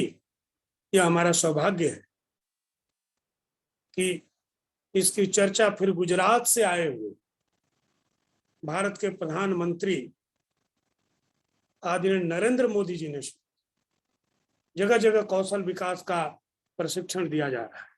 कौशल सिखाओ। करोड़ों करोड़ आबादी कौशल विकास के बिना जिंदा नहीं रह सकती। उसका आर्थिक विकास नहीं हो सकता है। हर हाथ को काम चाहिए। दीनदयाल उपाध्याय सबके विकास की चर्चा कर रहे थे। पहली बार कोई राजनीतिक चिंतन, शैक्षिक चिंतन कह रहा था कि प्रत्येक देश की एक चित्त होती है। भारत की भी एक चित्त है। वह चित्त निर्मित होती है हजारों वर्ष। चित्त चेतित होती है।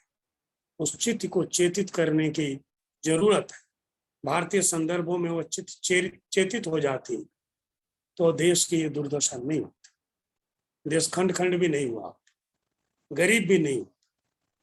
काशी हिंदू विश्वविद्यालय में कभी तीसरे दशक में गांधी जी गए तो किसी ने पूछा कि गांधी जी कुछ शिक्षकों पुस्तकों का नाम बताइए जो पढ़ना चाहिए विद्यार्थियों को। महात्मा गांधी ने कहा कि रामचरितमानस और श्रीमद् भगवत गीता। अब मैं कहूं कि गीता पढ़ो और रामचरितमानस पढ़ो तो शिक्षा भी जुड़े हुए हैं, सब कहेंगे शिक्षा ही सांप्रदायिक। अब महामना के विश्वविद्यालय में गांधी जी विद्यार्थियों को रामचरितमानस और गीता पढ़ने की शिक्षा दे रहे। गीता क्रिया युक्त जीवन जीने के, कर्मण्य जीवन जीने की शिक्षा देती है।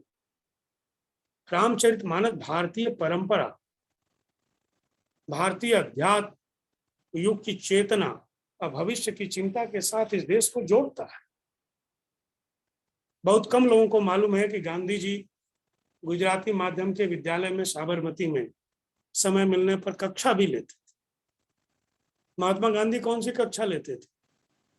गांधी जी हिंदी की कक्षा लेते और हिंदी में भी रामचरितमानस पढ़ा। ये तो पढ़ते पढ़ते मैंने पढ़ लिया।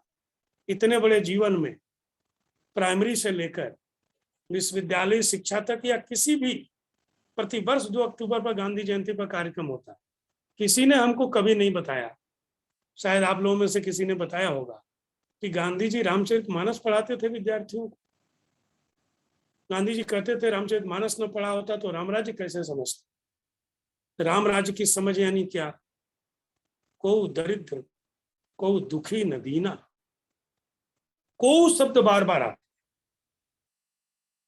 राम राज्य की बात जब तुलसीदास करते हैं तो को शब्द आता, कोई शब्द आता है। कोई और कोई का मतलब है कि पूरा समाज उसके साथ जुड़ता है। राम के राज्य में कोई दुखी नहीं है, कोई दरिद्र नहीं है। सबके पास वाहन है, सबके पास संसाधन है। और यह शिक्षा मातृभाषा में पढ़ने से आती। वैश्विक राजनीति की समझ की भी चर्चा जगह जगह पर गांधी जी ने की। शिक्षक के लिए अनिवार्य है कि वह नवीनता से युक्त हो। शिक्षक में नवाचार की भावना, उद्योग को सिखाने का भाव, और जब शिक्षक पर बात होगी, शिक्षक के अधिगम से बात जुड़ेगी, तो नवाचार तो किसी बहाने भी सीख लेता है। खाना बनाता है, देखते समय हम खाना बना सकते हैं, खटिया भी बुन सकते हैं, कंप्यूटर भी चला सकते हैं, साइकिल भी चला सकते हैं। लेकिन महात्मा गांधी जी कहते हैं कि शिक्षक से सीखने का मतलब है कि शास्त्रीय विधि से सीखा, तकनीक को तकनीक के साथ सीखा, उसके शास्त्र को भी हमने जाना कि ये काम ऐसा हो रहा है तो क्यों हो रहा है, इसमें ये केमिकल मिलाने से लाल हो गया तो क्यों हो गया। तकनीक के साथ शिक्षक तभी सिखाएगा जब वो जानता हो। और गांधी जी संगीत विधि की भी चर्चा करते हैं कि शिक्षा के साथ संगीत, भजन, ज्ञान, गान, वादन, वाद्य यंत्र ये कितने उपयोगी हो। राधा कृष्णन की रिपोर्ट आई स्वतंत्रता के पश्चात की का आयोग, उसके बाद का कोठारी आयोग आया, उसके बाद नई शिक्षा नीति, आज राष्ट्रीय शिक्षा नीति है। कोठारी आयोग की सिफारिशों के अनुसार ही अभी जो लोग हैं वे पढ़े हुए हैं। विश्व में सार्वभौम एकता के लिए वेदांतवादी हिंदू दर्शन को और हिंदू धर्म को राधा कृष्णन आवश्यक मानते थे। हम राधा कृष्णन को केवल इसलिए याद नहीं करते कि वे भारत के माननीय राष्ट्रपति थे। राधा कृष्णन जी बड़े दार्शनिक थे। तो दर्शन क्या है कि विश्व में सार्वभौम एकता वेदांतवादी हिंदू धर्म से आ सकती है। राधा कृष्णन पर बोलते, पढ़ते, पढ़ाते समय वेदांत की तो चर्चा कर लेते हैं। ये वेदांत यूरोप में नहीं लिखा गया, हिंदू कह लो, सनातनी कर लो, उन दार्शनिकों के द्वारा लिखा गया। लेकिन राधा कृष्णन को कोई संकोच नहीं है, वे हिंदू धर्म कह रहे हैं सीधे सीधे वेदों के प्रति। वहां भी हिंदू शब्द का प्रयोग कर रहे हैं कि हिंदुओं की आस्था होनी चाहिए, क्योंकि वैदिक शिक्षा के माध्यम से भविष्य को जीवन व्यवस्थित करने, उज्जवल करने की बहुत सारे गुण मिलते हैं। वैश्विक धरातल पर भारत को अपनी शिक्षा को लेकर स्वाभिमान के साथ खड़ा होना, तो भारत के आजाद भारत के कुछ जिनकी चर्चा रह गई, राष्ट्रपति, पूर्व राष्ट्रपति कलाम जी की चर्चा होनी चाहिए। और यह चर्चा स्वामी दयानंद सरस्वती, राजा राम मोहन राय, ईश्वर चंद्र विद्यासागर, गिजू भाई बधेका, पंडित मदन मोहन मालवीय, महात्मा गांधी, रविन्द्रनाथ टैगोर, राधा कृष्णन, दीनदयाल उपाध्याय, इनको भारतीय शिक्षा में पढ़ाना बहुत आवश्यक है। और केवल पढ़ाना नहीं कि हम रट लें, जैसा उन लोगों ने कहा उसको क्रिया रूप में लाकर परिणत करने की आवश्यकता है। जितनी बार हम इसकी उद्धरणी करेंगे, दोहराएंगे, अपनाएंगे, उतना ही भारत उन्नत होगा, समृद्ध होगा। पाश्चात्य विद्वानों को उद्धृत करते रहिए, नेम ड्रॉपिंग करते रहिए, उससे भारत का विकास नहीं हो सकता। विश्व गुरु की कल्पना तो बहुत दूर की बात है। बहुत लंबे व्याख्यान को शिक्षाविदों ने 1.25 घंटे तक सुना। सबके धैर्य को धन्यवाद देते हुए और आत्माराम कॉलेज के प्राचार्य महोदय और श्रीधरम जी के प्रति आभार व्यक्त करते हुए मैं अपनी बात पूरी करता हूँ। धन्यवाद। नहीं सर, बहुत ही रोचक व्याख्यान। और जो कमेंट बॉक्स में जो प्रश्न आए हैं उसी से पता चलता है कि लगातार लोग सुन रहे हैं, उस पर प्रतिक्रिया दे रहे हैं। आपने जिस तरह से पूरे भारतीय परंपरा का जिक्र किया, रविन्द्रनाथ टैगोर जिन्होंने एक पूरा शिक्षा दर्शन विकसित किया, लेकिन हम उसे अपने अधिगम में नहीं ला सके, या फिर कौटिल्य, बारहमेर तो बहुत पुराने थे, यहाँ तक कि विवेकानंद को भी हम शामिल नहीं कर सके, जबकि विवेकानंद पर हंसराज रहबर जैसे लोग भी लिखते हैं, सन्यासी योद्धा। आपने राधा कृष्ण का जिक्र किया, मातृभाषा का जिक्र किया, प्रोफेसर यशपाल जैसे लोग, विवेकानंद, रविन्द्रनाथ ठाकुर से लेकर के यशपाल तक यह कहते रहे कि हमें अगर साइंटिस्ट पैदा करना है तो मातृभाषा में हमें शिक्षा देनी पड़ेगी, लेकिन कहीं ना कहीं से हमने उसको नहीं अपनाया और जिसका फल हम आज भोग रहे हैं। तो सर अगर आपकी आज्ञा हो तो एक दो प्रश्न मैं ले लूं। ठीक है जी सर, एक प्रश्न तो डॉक्टर गोपाल कुमार का है कि पहले स्कूल में हम लोग मोरल साइंस नैतिक शिक्षा पढ़ते थे, लेकिन बाद में इसे हटा दिया। तो विद्यालयी पाठ्यक्रम में नैतिक शिक्षा की क्या भूमिका है और उसे किस रूप में रखा जाना चाहिए? इसी से मिलता जुलता एक और प्रश्न है, वो भी मैं ले लेता हूं साथ ही। डॉक्टर सुधा जी का है, this is very serious issue that student is not taking interest in spiritual and religious lecture, how can motivate the students? Shridharam ji, ये सारे प्रश्न ठीक हैं, लेकिन जो शिक्षाविद ही पाठ्यक्रम बनाते हैं, पाठ्यक्रमों में इससे जुड़े हुए पाठ, कहानियां, संस्मरण, जैसे रायचंद भाई की मैंने चर्चा की तो 6 पृष्ठ का आलेख है, 6ठी 7वीं कक्षा में उसको हम कहीं भी रख सकते हैं। मालवीय जी पर हम कहीं भी उनसे जीवन के जुड़े हुए प्रसंगों को रख सकते हैं।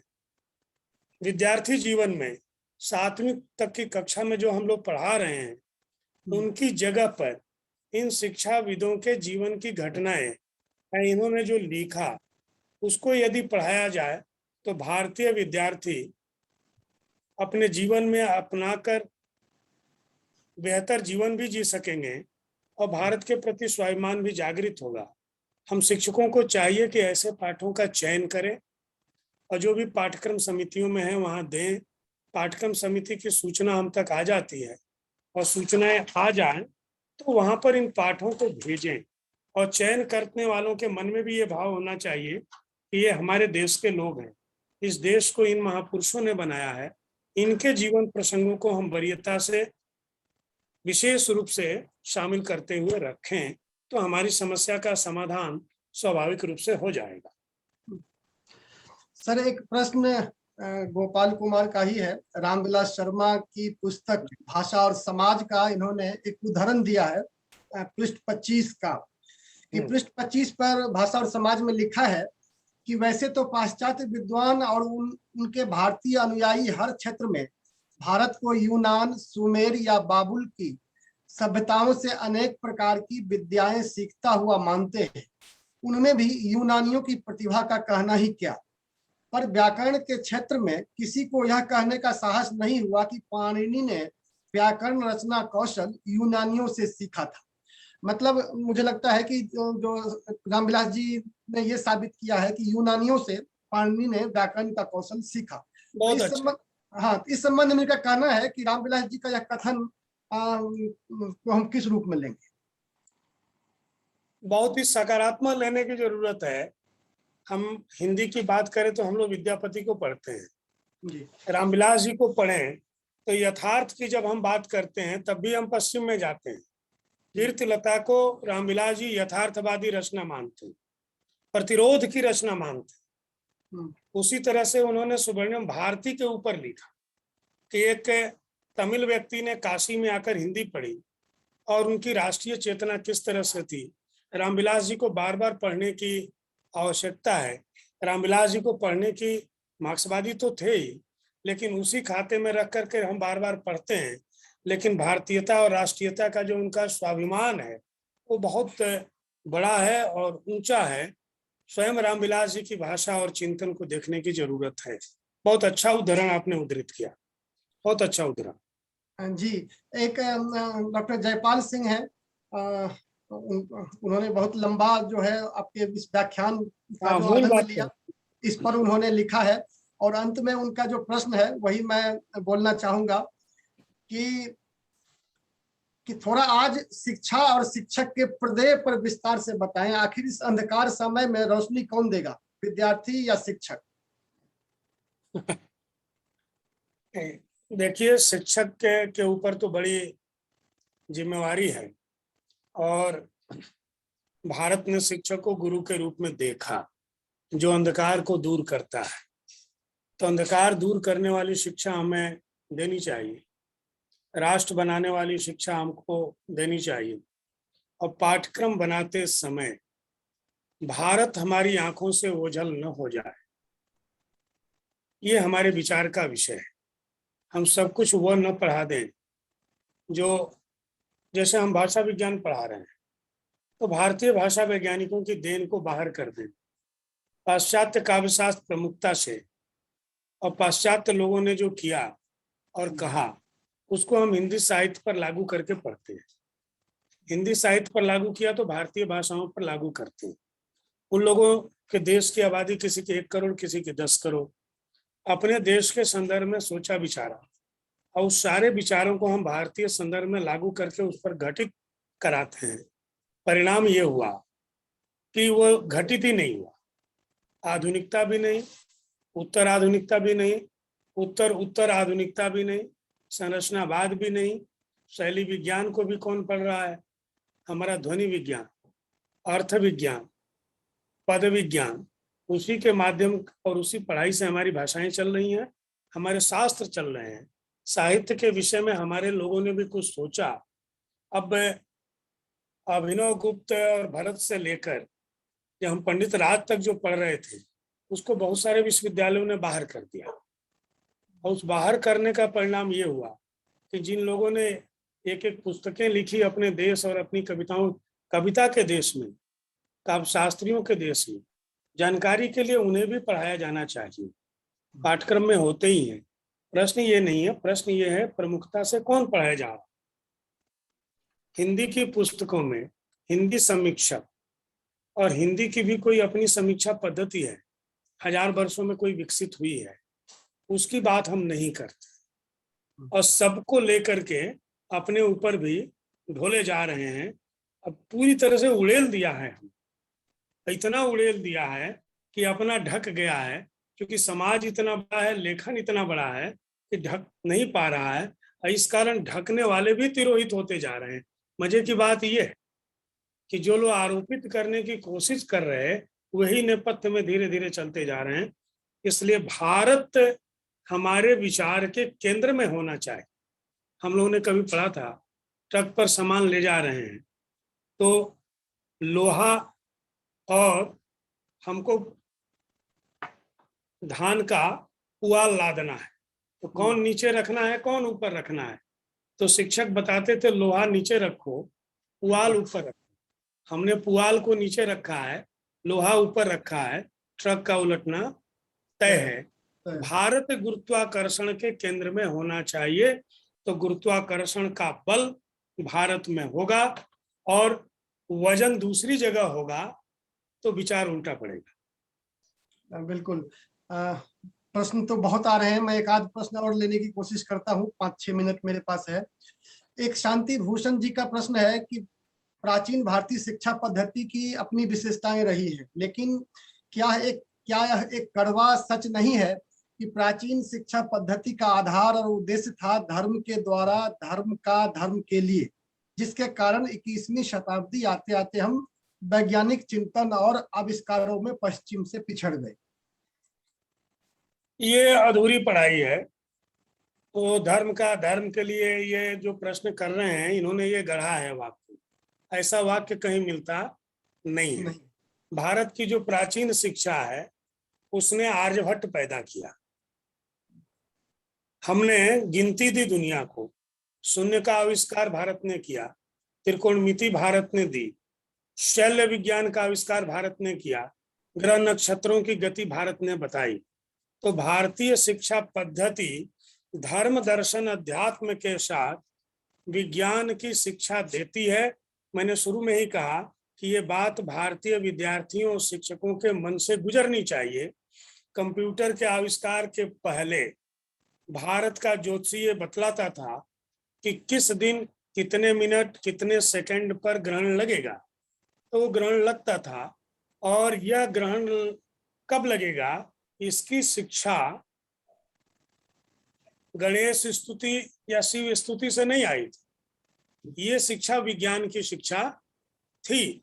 जब पाश्चात्य जगत कहता था कि पृथ्वी स्थिर है, सूर्य घूमता है, तो भारतीय ज्योतिष शास्त्रियों ने कहा कि नहीं, पृथ्वी सूर्य का चक्कर लगाती है, तो विज्ञान की शिक्षा नहीं होती, केवल धर्म की शिक्षा होती।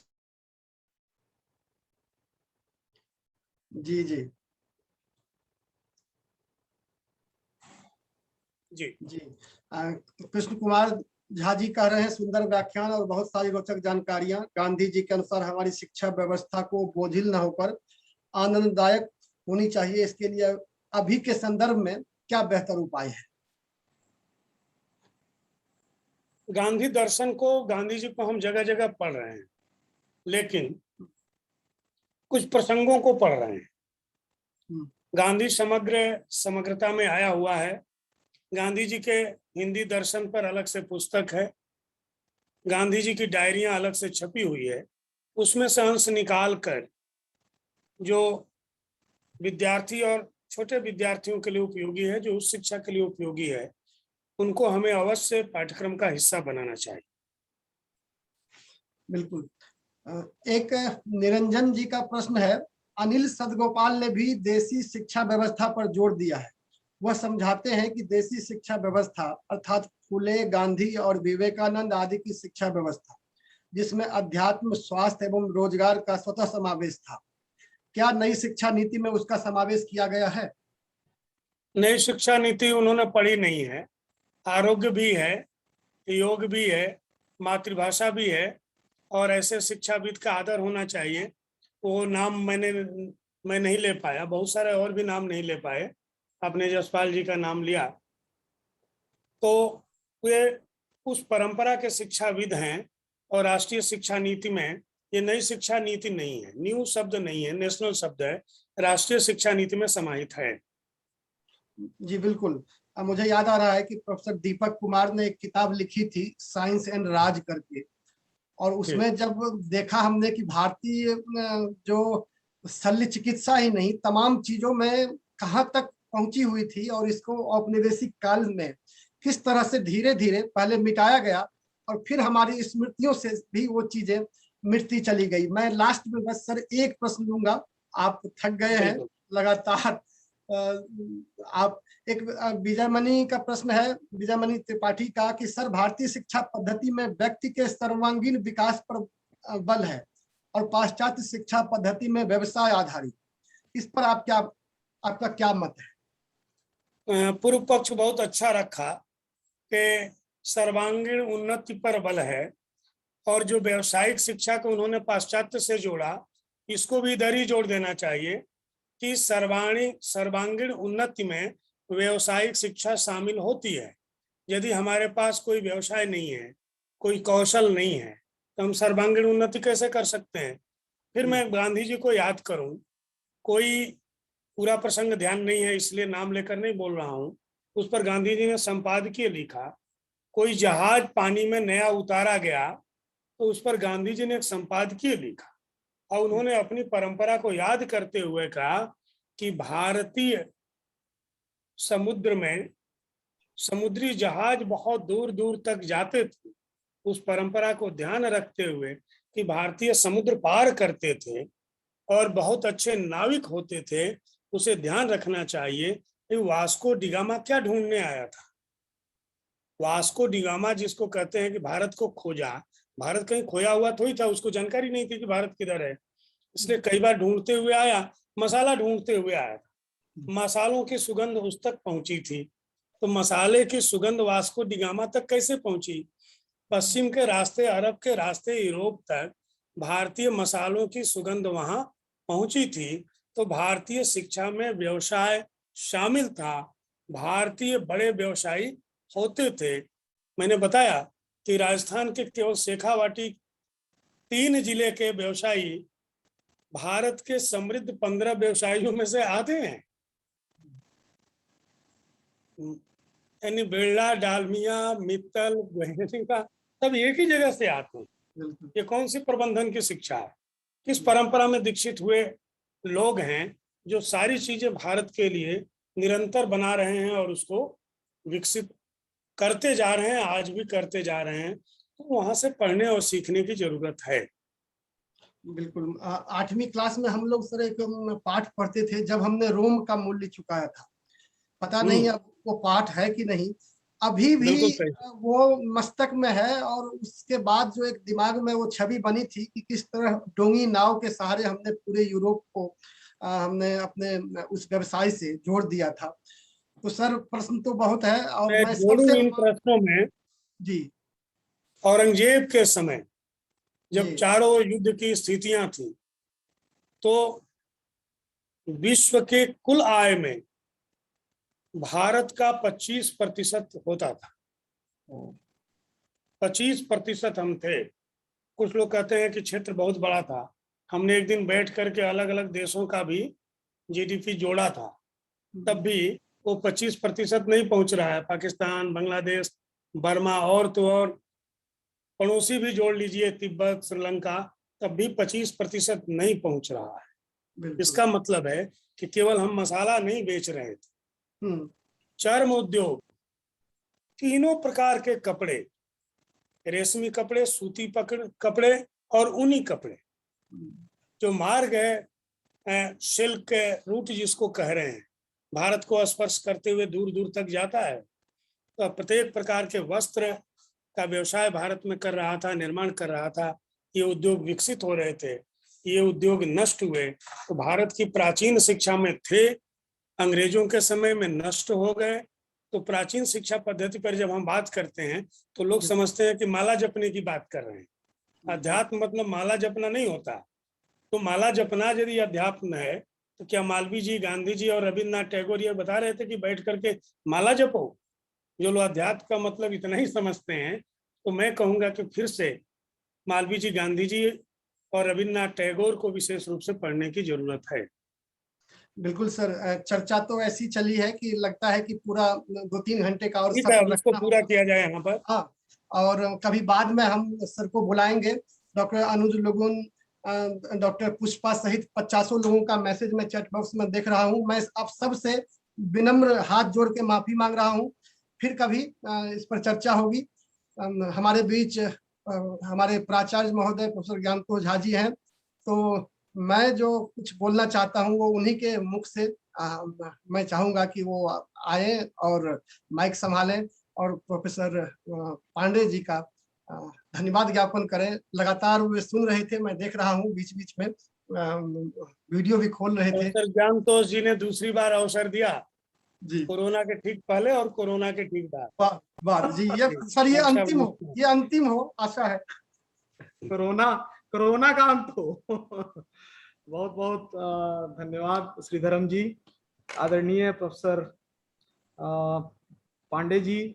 और आपने जिस तरह से आज के विषय पर भारतीय शिक्षण चिंतन और वर्तमान शिक्षण अधिगम पर व्याख्यान दिया, मैं समझता हूं कि जितने लोग इस पुनश्चर्या पाठ्यक्रम में हैं, सबके लिए ये व्याख्यान न केवल लाभकारी है और ज्ञानवर्धक है, बल्कि बहुत सारी ऐसी जानकारियां उनको जरूर इसमें मिली हैं जो भारतीय ज्ञान की परंपरा है उससे निकाल करके और आधुनिक शिक्षण अधिगम को जिस तरह से जुड़ा भारतीयता से, ये जानना बहुत जरूरी है। और जो राष्ट्रीय शिक्षा नीति है उससे जोड़ करके जो बातें आपने कही हम सबके लिए बहुत मूल्यवान है। और हम सब ने, मैं आपको बड़े ध्यान से तब से सुन रहा हूँ, भारतीय चिंतन परंपरा से या जो भारतीय चिंतक रहे हैं या जो पौराणिक वेद और पुराण में जो हमारे ऋषि मुनि रहे हैं, तो सारे योग से लेकर के आयुर्वेद से लेकर के सारी बातें आपने की। और अभी तक जो आधुनिक शिक्षा व्यवस्था और चिकित्सा है, सबको जिस तरह से समायोजित करके रखा है, तो मैं समझता हूं कि इस तरह के व्याख्यान की बहुत आवश्यकता है। और यह पुनश्चर्या पाठ्यक्रम जिसमें उत्कृष्ट शिक्षक वर्तमान जो परिदृश्य है उसमें उसकी क्या चुनौतियां हैं और उसके लिए क्या अवसर है, ये आपने सही कहा कि मैंने कोरोना के पहले और कोरोना के खत्म होने के लगभग समय में रखा है। ये कोरोना ने हमारे सामने बहुत सारी चुनौतियां भी रखी और बहुत सारे अवसर भी दिए। तो इसीलिए ऑनलाइन या इस तरह से वर्चुअल मोड में बहुत सारे कार्यक्रम हम कर भी पा रहे हैं। और दूसरी बात है कि कहीं ना कहीं हमारे शिक्षकों को जो अपने आप को उसी पुराने ढर्रे और पद्धति में अपने आप को आदर्श मानते थे, तकनीक से जुड़ने पर विवश कर दिया है। ये भी एक सच है और ये सच राष्ट्रीय शिक्षा नीति का भी हिस्सा है। तो हम लोग कहीं ना कहीं जुड़े हैं। तो मुख्य रूप से इस विषय को लेने का मेरा मकसद यही था कि क्या हम जब बिल्कुल गुरुकुल की परंपरा से चल करके जब हम क्लासरूम में शिफ्ट किए होंगे तब भी बहसें चली होंगी, और उसके बाद जैसे जैसे हमारी शिक्षा नीति में बदलाव आया और हमारे पढ़ने पढ़ाने के तौर तरीके में बदलाव आया, बहसें हुई ही होंगी। और आज भी ये बहस जारी है और होना चाहिए। और हमें समझना चाहिए कि हमारी पौराणिक परंपरा से लेकर के आज तक किस तरह से ये बदलाव हो रहे हैं, क्या यथावत बने रहना है या समय के साथ अपने आप को बदलना है। जो विजयमणि जी का प्रश्न था और जिसको पांडे जी ने बहुत ही बखूबी कहा कि ऐसा नहीं था कि केवल परंपरा की और वैयक्तिक रूप से संपूर्ण विकास की बात है, बल्कि व्यवसायिक बात भी है, क्योंकि जहां शिक्षा है वहां व्यवसायिकता भी कहीं ना कहीं व्यवसाय के लिए, अध्यवसाय के लिए, वो व्यवसाय नहीं अध्यवसाय है, क्योंकि अपने भरण पोषण के लिए तो करना पड़ता है। तो वो हमारी परंपरा में शुरू से रही है। जब हमारे ऋषि मुनियों ने जो गुरुकुल में भी चलाया तो उसके लिए भी, चाहे वो भिक्षाटन के द्वारा ही गुरुकुल में रह रहे शिष्यों का भरण पोषण करने के लिए वो काम या कुछ ना कुछ करते थे। तो ये हमारी परंपरा रही है और ये चल रहा है। तो जिस तरह से आज का ये सार्थक वक्तव्य रहा और जितनी सारी टिप्पणियां आई और लोगों ने आपकी ये वक्तव्य को सराहा है, मैं आपको साधुवाद देता हूं। और पूरे कॉलेज की तरफ से, हमारी आयोजन समिति की तरफ से, हमारी IQAC की तरफ से, हम सब की तरफ से आपका धन्यवाद ज्ञापित करता हूं और आभार व्यक्त करता हूं। ये कोरोना का अंत हो, व्याख्यान के सिलसिला का अंत नहीं। हम जल्दी ही आपको आगे भी बुलाएंगे। धन्यवाद। जी जी, बहुत बहुत धन्यवाद। Thank you. श्रीधरम जी।